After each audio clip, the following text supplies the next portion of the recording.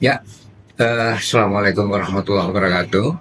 Terima kasih atas apa yang ingin ditanyakan oleh media terkait dengan perjuangan dari SPDT sebagai bagian dari anggota Federasi Serikat Pekerja Metal Indonesia. Tentunya kita sebagai serikat pekerja anggota, salah satu dari 7 sektor yang ada di SPMI, sangat merasakan akibat negatif dari uh, uh, ketentuan Undang-Undang Cipta Kerja, Undang-Undang Nomor 6 tentang Cipta Kerja yang kita namakan Omnibus Law. Kita tahu benar bahwa undang-undang yang disahkan pada awalnya, undang-undang yang pertama adalah Undang-Undang Nomor 11 tahun 2020 yang digugat oleh seluruh elemen buruh, utamanya dari KSPI dan SPMI, bersama-sama dengan elemen buruh yang lain. Kita melihat bahwa nyata-nyata undang-undang ini adalah sebagai musibah, ini sebetulnya musibah bagi kaum buruh. Karena apa? Undang-undang sapu jagat ini, yang Undang-Undang Nomor 11, ya, sebagai pengganti dari Undang-Undang Nomor 13 tahun 2003, itu sapu jagat artinya menyapu semua, ya. Kita artikan menghilangkan hampir semua apa yang merupakan hak-hak dasar dari kaum buruh di Indonesia. Oleh karena itu, kita sangat komit untuk tetap memperjuangkan ini, walaupun Undang-Undang Nomor 11 tahun 2020 itu dinyatakan oleh Mahkamah Konstitusi waktu itu adalah cacat formil, ya, cacat syarat-syarat formilnya. Kemudian dengan cepat pemerintah dalam kondisi pada waktu itu masih masa COVID itu merumuskan dan mengesahkan, ya, bersama-sama DPR Undang-Undang Cipta Kerja Nomor 6 tahun 2003. Kawan-kawan, tentunya kenapa kita menolak? Pertama, kita melihat seperti yang saya katakan tadi, undang-undang ini hampir seluruhnya menghilangkan apa-apa yang hak-hak dasar yang menjadi memang merupakan kepentingan atau hak yang harus dimiliki oleh kaum buruh. Ada 9 hal yang memang membuat kita harus menolak undang-undang itu, dan alhamdulillah saat ini sudah ditetapkan oleh Mahkamah Konstitusi bahwa khusus Undang-Undang Nomor 6 tentang Cipta Kerja, khususnya untuk klaster ketenagakerjaan, dinyatakan dibatalkan. Yang pertama adalah dari 9 hal itu, yang pertama adalah merebaknya outsourcing. Karena dalam undang-undang ini tidak diberikan satu batasan untuk jenis-jenis pekerjaan apa saja yang bisa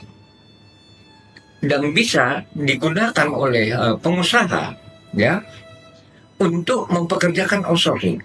Kalau di Undang-Undang 13 itu ada hanya 4 jenis pekerjaan yang bisa menjadi pekerjaan-pekerjaan yang di-outsourcingkan pekerjaannya. Sedangkan ini tidak ada batasan. Itu yang pertama. Yang kedua adalah kontraknya ini berkali-kali, berulang-ulang, tidak ada batas waktu.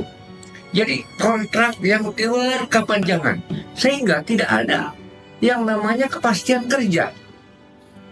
Orang bisa dikontrak 3 bulan, malah pada waktu sebelum dibatalkan oleh Mahkamah Konstitusi, ada yang hanya kontrak sebulan. Kita bisa bayangkan. Jadi kontrak berkepanjangan. Kemudian yang ketiga adalah yang berkaitan dengan upah murah. Jadi memang persoalannya upah murah. Kenapa? Karena peran dan fungsi serikat buruh yang menetapkan sebagai salah satu unsur tripartit untuk menetapkan upah minimum sudah tidak ada. karena tidak ada lagi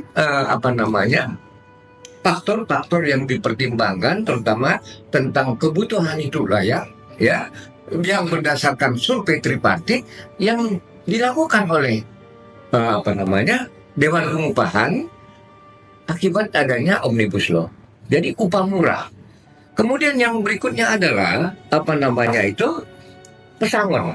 Nah ini pesangon itu pada waktu Undang-Undang 13 diberlakukan dan digantikan, pada waktu itu masih memungkinkan pekerja itu kalaupun di PHK itu mendapatkan 2 kali nilai pesangon, 2 kali PMTK istilahnya. Sedangkan pada waktu Omnibus Law diberlakukan hanya maksimum 0,5 kali.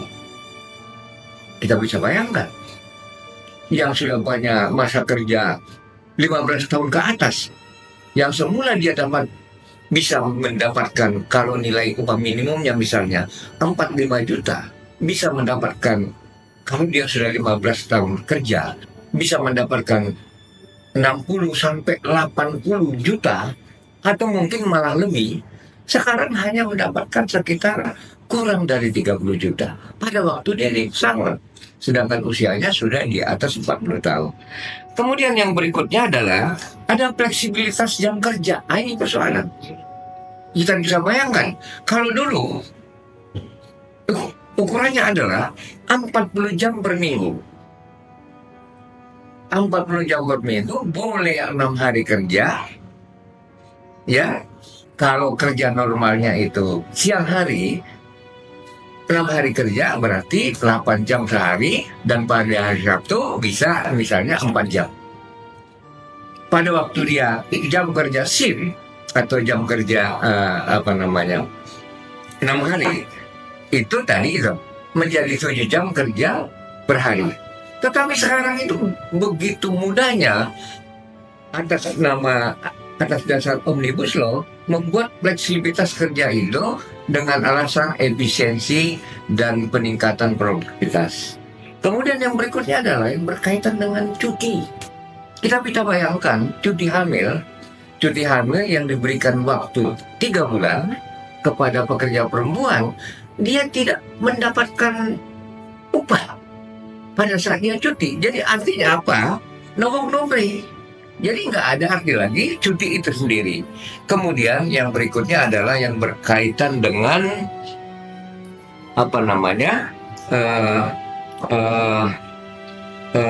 tenaga kerja asing.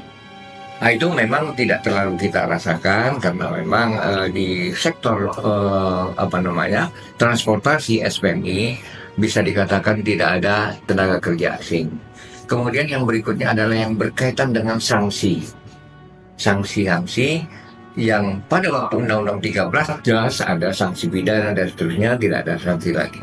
Nah, oleh karena itulah kita begitu komitmen kita adalah bersama-sama SPMI KSPI berjuang untuk menolak Omnibus Law hingga akhirnya gugatan kita di pengadilan, ya, bersama dengan elemen buruh yang lain, undang-undang ini bisa dibatalkan.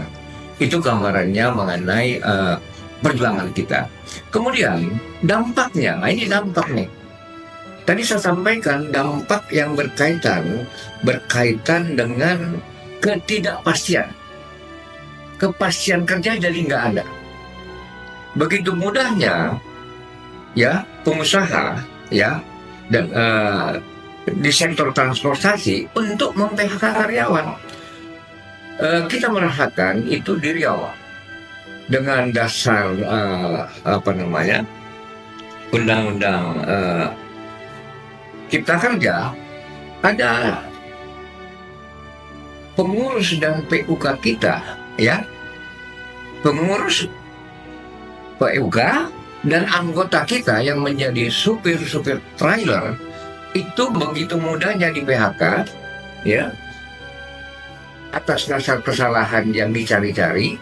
Tetapi pertimbangan utamanya adalah Omnibus Law, dan sekarang ini masih berkasus kita itu kasasi di MK, di MA itu ada sebanyak 9 orang. Itu yang pertama berkaitan dengan kasus PHK. Tentunya kita juga merasakan persoalan dasar Omnibus Law ini sebagai acuan dari pengusaha adalah bagaimana pengusaha itu begitu mudahnya mengalihkan status hubungan. Nah, ini persoalan kita. Persoalan kita di industri digital, karena kita SP Dirgantara, digital dan transportasi, salah satu sektor kita adalah sektor digital. Kita bisa melihat kawan-kawan kita di industri platform ekonomi seperti Shopee, ya, bagian dari Shopee, ada POK kita namanya POK andalan yang karena perubahan status hubungan mem-PHK pekerjanya, kalau nggak salah sekitar di atas 50, ya, dan yang masih berkasus sampai hari ini belum dibayarkan pesangonnya ada sekitar 20 orang. Itu karena Omnibus Law. Itu di industri digital.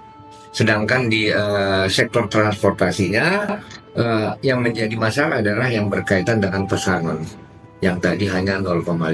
Saya kira itu yang berkaitan dengan dampak negatif dari Omnibus Law terhadap pekerja khususnya di sektor transportasi dan digital. Saya kira begitu. Terima kasih. Mudah-mudahan kalau apa kita bisa